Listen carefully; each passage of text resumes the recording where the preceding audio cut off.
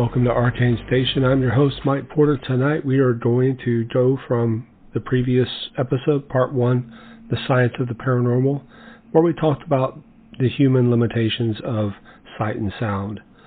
This episode, we're going to talk more about other technologies, how it's being used to try to capture things, and trying to see if we can make a case for science being a little bit more interested in the paranormal. So, one of the things that we talked about previously was that humans have this visual perception that operates within the visible light spectrum, and this is between 380 to 750 nanometers. Oh, really quickly, I want to apologize for my voice. I've not been feeling well. I want to get through this so we can give you this information, and we'll progress from there. So again, I apologize for the way my voice sounds. So the other thing I want to say about humans, which I didn't talk about before, is that we have a very limited amount of ability to see in the dark. So we have rod cells, and most primates do have these rod cells that are used to create night vision. And so it's sensitive to a broad range of light, but it only peaks at a 507 nanometers, right? So the thing that we don't have is really extremely good night vision. Cats, on the other hand, have 8 times the night vision that we do. So most primates, though, are exactly similar to us. They have the very same limitations of night vision, and perhaps it would be a little bit better because maybe they're out in the forest where there's no light pollution, so therefore their night vision is slightly better than ours, but still, physiologically, they're in the same band as we are. And there are humans that are actually able to do the same thing as an ape, isolate themselves in darkness, avoid light contamination, and they'll be able to see slightly better than the average human because they've trained their eyes to see these things. But again, they're still in this very narrow band of night vision.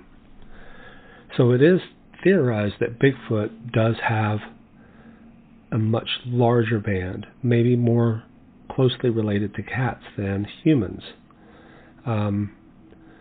So they would be adapted to nighttime movement. There are some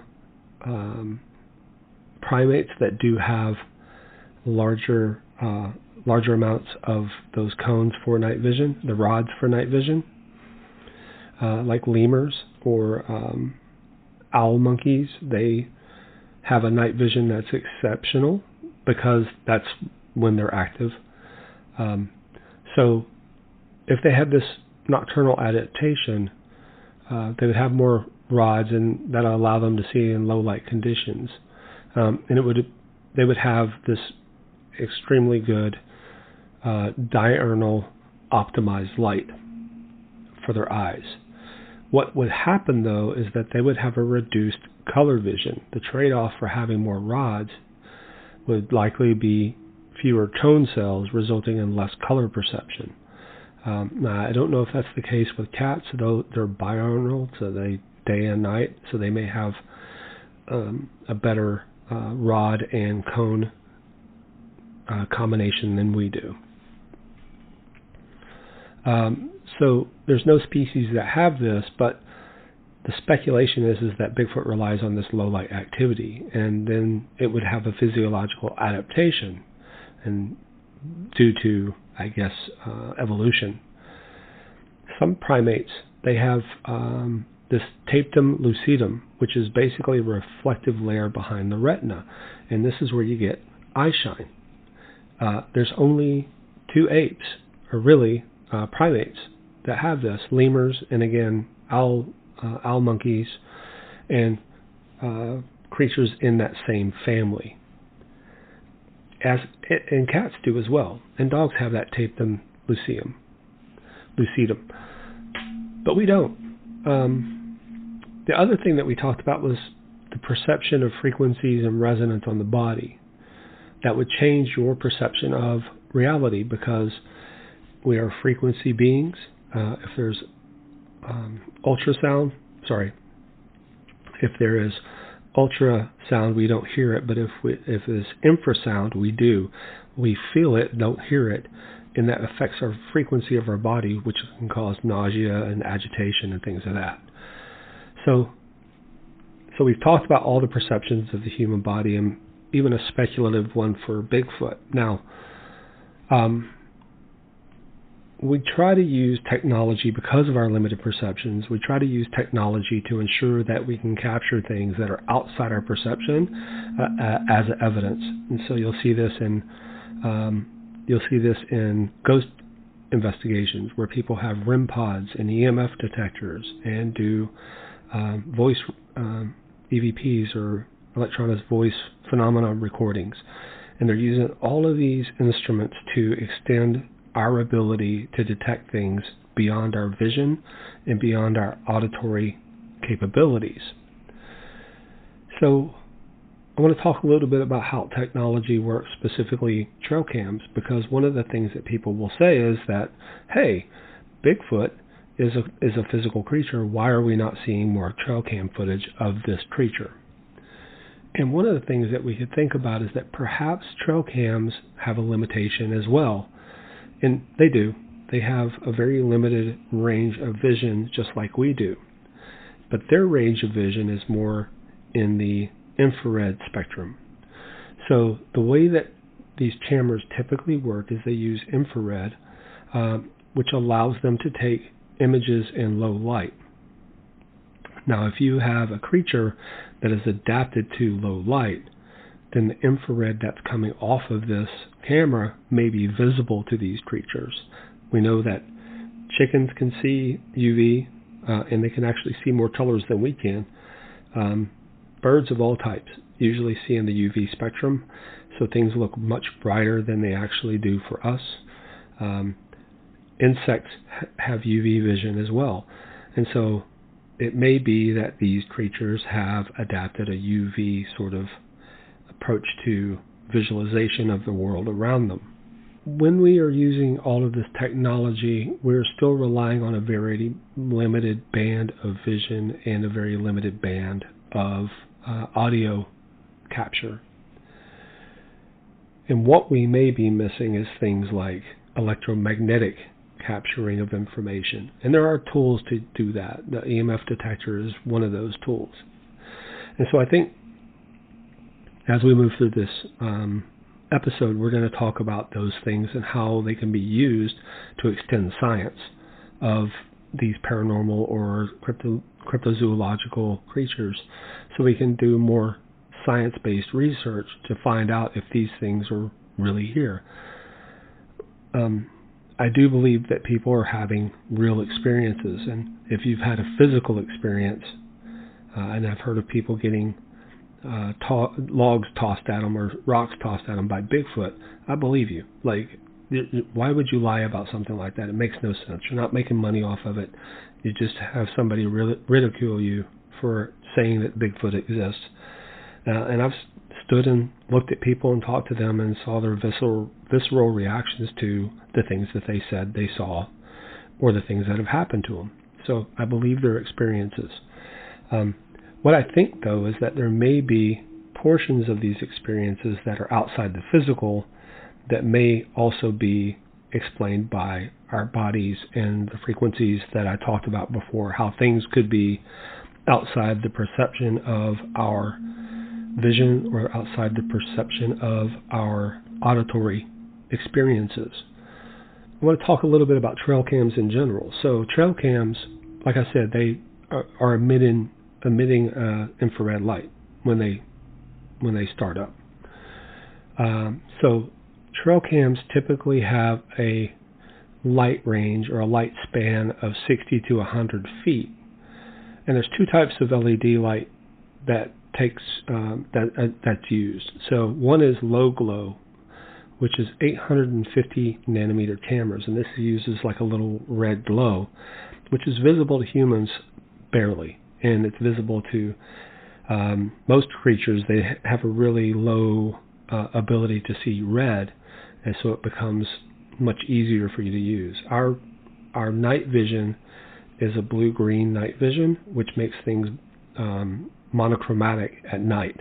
Well, this is the same thing that takes place with these trail cams. They're using this red, but the cones, let's say, or the receptor for that light comes back as black and white because it's not seeing the red. Same thing with our eyes.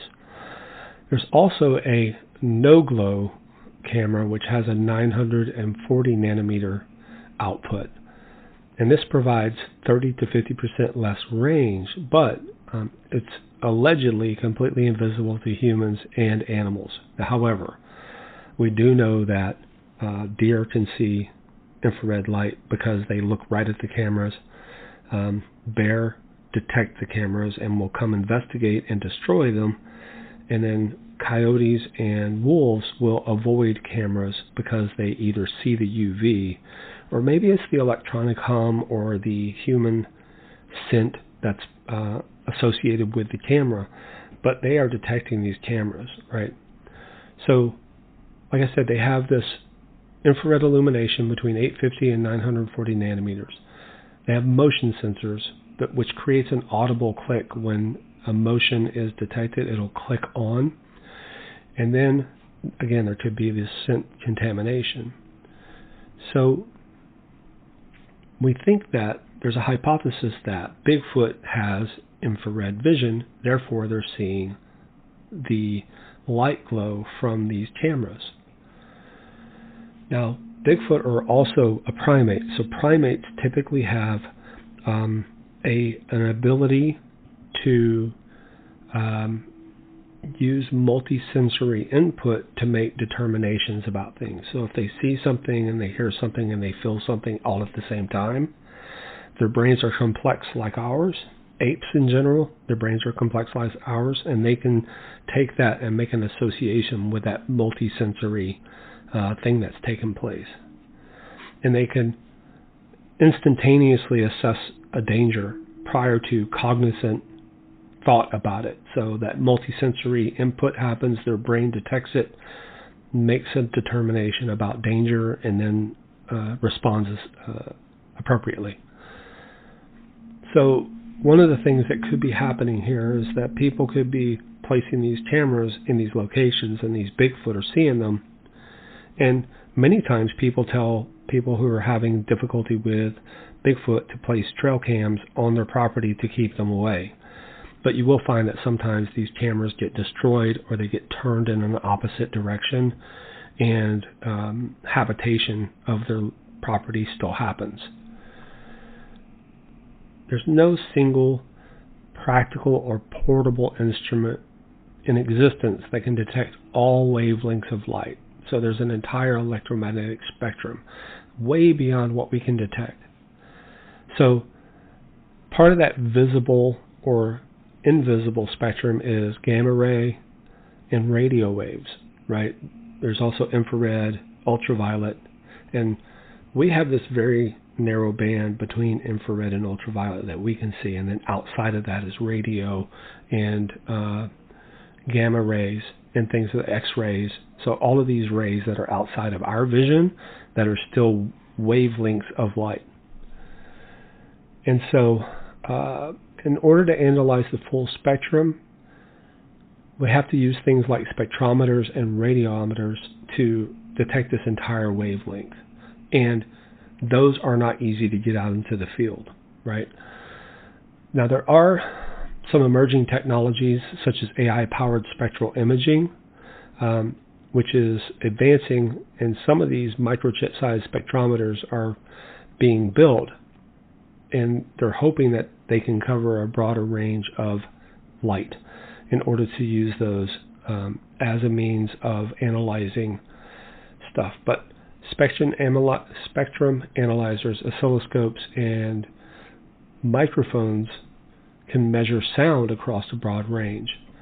But there's no single sensor that perfectly measures from 0 hertz, which is the lowest it could possibly be, to infinity. We don't know where the sound spectrum stops.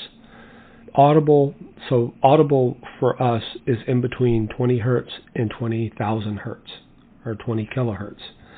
Beyond that, we have no ability to hear those things.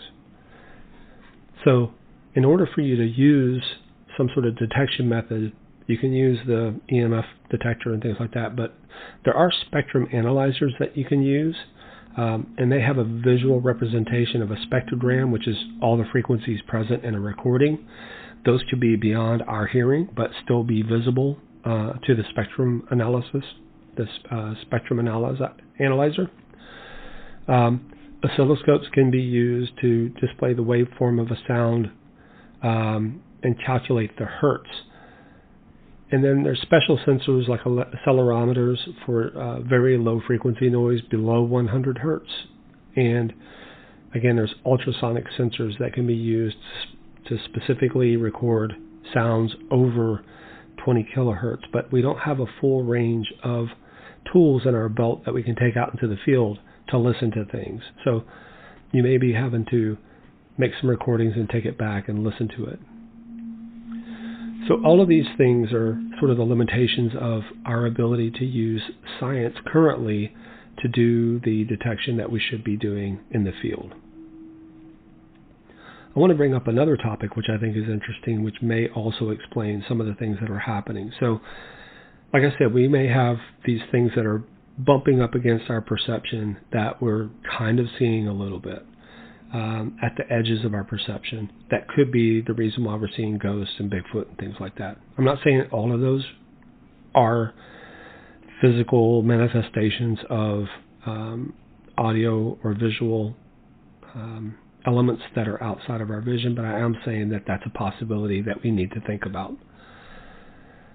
Now, I think about one of the things that could be happening as well is that every person, everything is a frequency. We have specific frequencies within our body, but we generally have a frequency of 5 to 10 hertz. Now, things could interfere with that, which causes us to have these visceral and physical responses to things that are beyond our understanding. So once again, infrasound is a really low frequency, which can interfere with people's heart rate. It could make them feel dizzy or nauseous. It could make you see things perceptually, right? So there could be these things that are outside of our concept. And again, these sensors detect really narrow bands, so these things could have a way of interacting with us that sensors cannot see. So there is this concept of frequency entities, and it exists within the metaphysical, holistic, and alternative spirituality context, suggesting that all matter, emotions, and consciousness are vibrating energy patterns.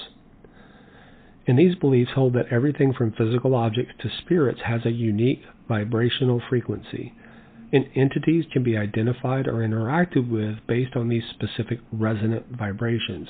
And there's even talk of ancient civilizations using vibrations to move heavy objects and things like that. If you know the vibration of that object, allegedly you can make it levitate or hover with an opposing or either a resonant frequency or an opposing frequency.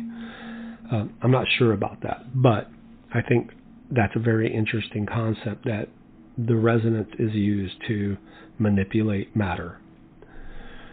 So proponents of this vibrational consciousness is that all things, including thoughts and emotions, are associated with a specific frequency, which allows for the existence of these entities that operate at different and often higher vibrational levels. So this could be a different dimensional type being.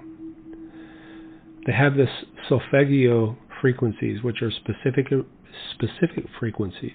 So, for instance, 528 hertz is used for DNA repair. 963 hertz is used for divine consciousness, and they're often cited or used to connect with specific spiritual or energetic beings. So this belief suggests that beings can be influenced or altered by exposure to different frequencies, essentially matching or shifting their vibration to match with another frequency. And so, in contrast, science or physical or technical definitions of frequency refer to the rate of occurrence or repeating events such as sound, like radio waves or mechanical vibrations. So the human body, as I said, has a physical resonant frequency around 5 to 10 hertz.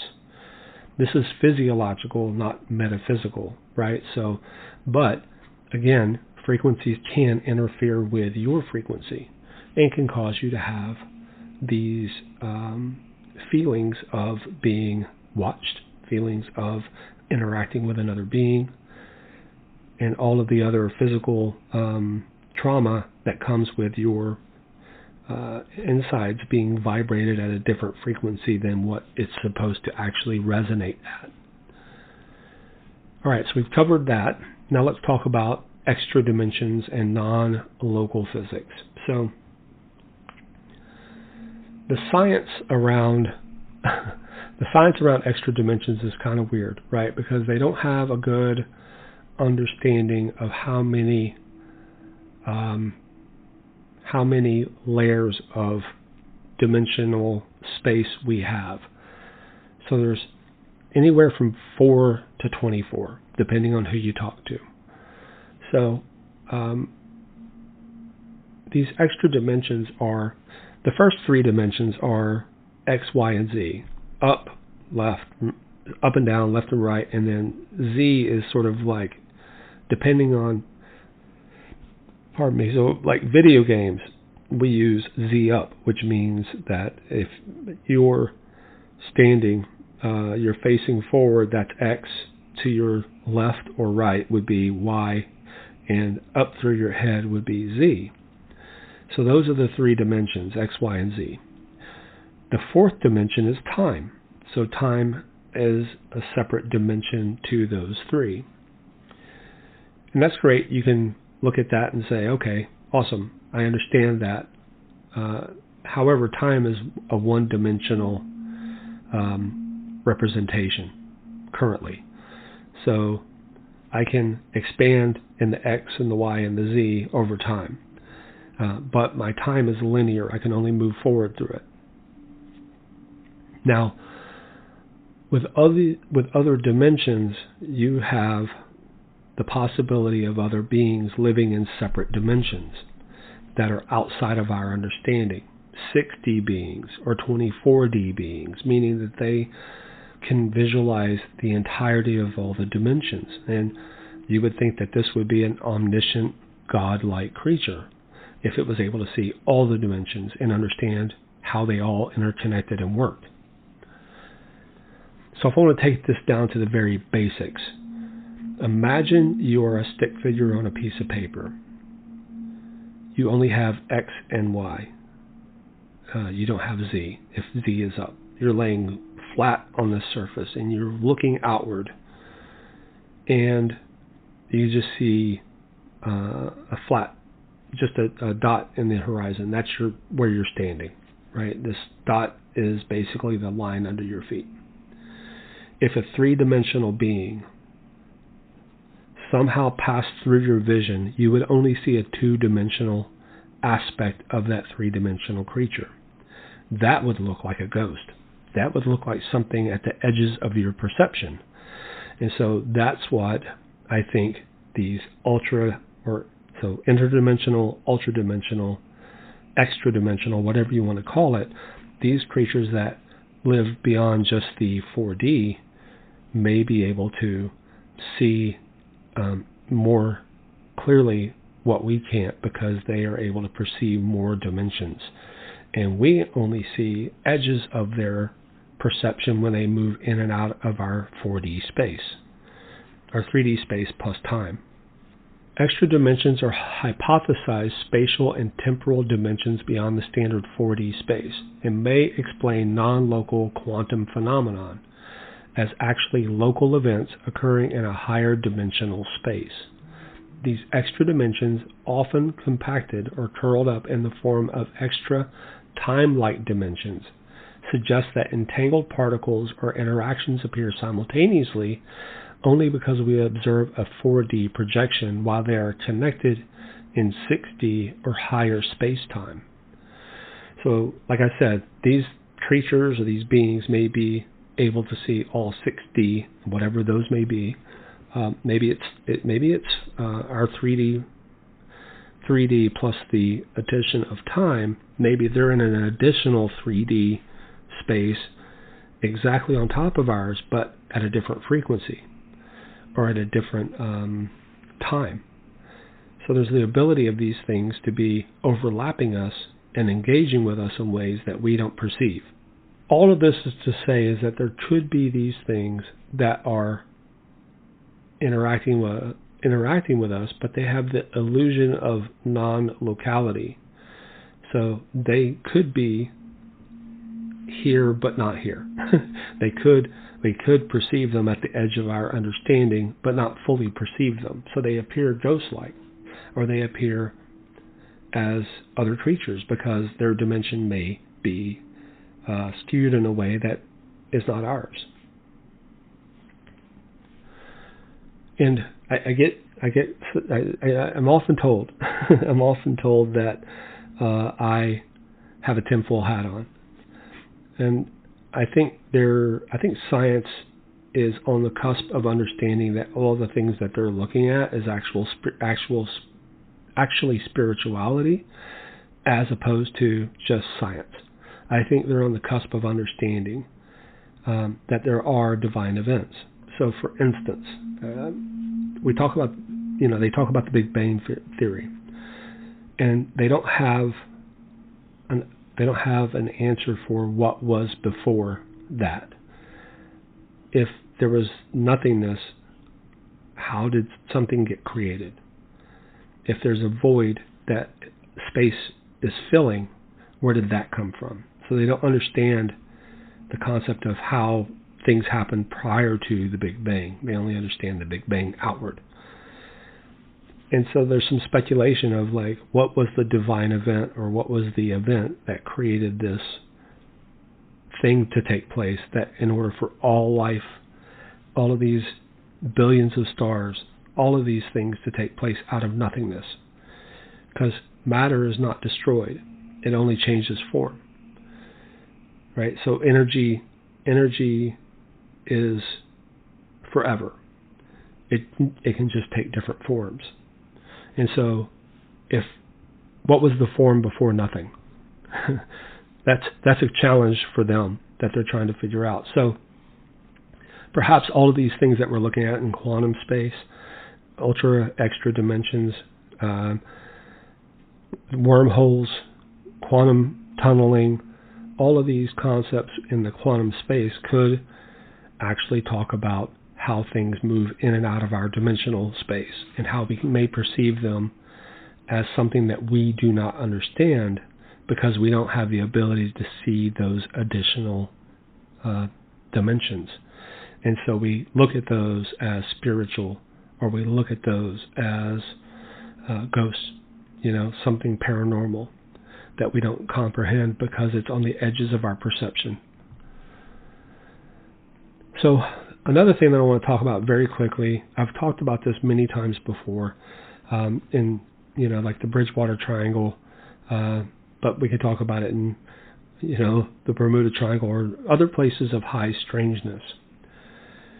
Geologic and magnetic anomalies can be created or have an ability to adjust or make you think something is happening that changes the geologic or magnetic field that fluctuates. And it creates these piezoelectric effects. And this can interact with the human brain. And it can create these feelings of being watched, of having dizziness, electrical feelings like buzzing, or visual distortions. There's this concept of a lab-produced haunt project. So researchers found that strong, rapidly changing electromagnetic fields, such as those created by geological stress or faulty wiring, can create hallucinations and the perceptions of luminous disks or ghostly presences. Atmospheric and meteorological effects can also create these sensations. So, Hessdalen in Norway is known for mysterious lights. The valley experiences unique ionization from the interaction of local geological materials like iron and copper and methane gas, which may cause visual hallucinations and unusual aerial phenomena. There's this concept of temperature inversions. Cold air close to the ground with warmer air above can refract light, creating mirages that make distant objects appear to float, move in unusual ways, or disappear. Tectonic strain and electromagnetic fields. There's regions with active, subtle tectonic stress, such as California fault lines, have been associated with both earthquake lights and reports of high strangeness due to the electromagnetic energy release. So people talk about portals or a buzzing in the air or feelings of unease or spiritual beings. That could be because of this electromagnetic field from tectonic strain. There could be toxic or unusual gaseous environments. So in Indonesia, there's a volcano that emits sulfuric gases that combust into neon blue flames upon contact with the air, creating this surreal landscape. And in Centralia, Pennsylvania, there's an abandoned mining town with an underground coal fire burning for 50 years, producing fumes that could affect people's perception and create ghostly atmospheres. So there's all of this stuff that could be affecting the ranges of our consciousness because they are altering our current ability at perception, but also creating these sensations that adjust our perception. Most of the accounts that people talk about that they have could just be all of these effects that are butting up against our perceptions. So all of the things that we've talked about, our inability to see very much, inability to hear very much, and all of these frequencies and external factors that could change our perceptions. It is possible that many people are experiencing those and having a supernatural experience because of it.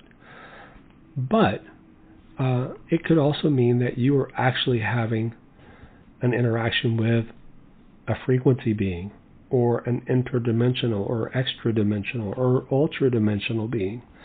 Those things are possible because quantum science says it is.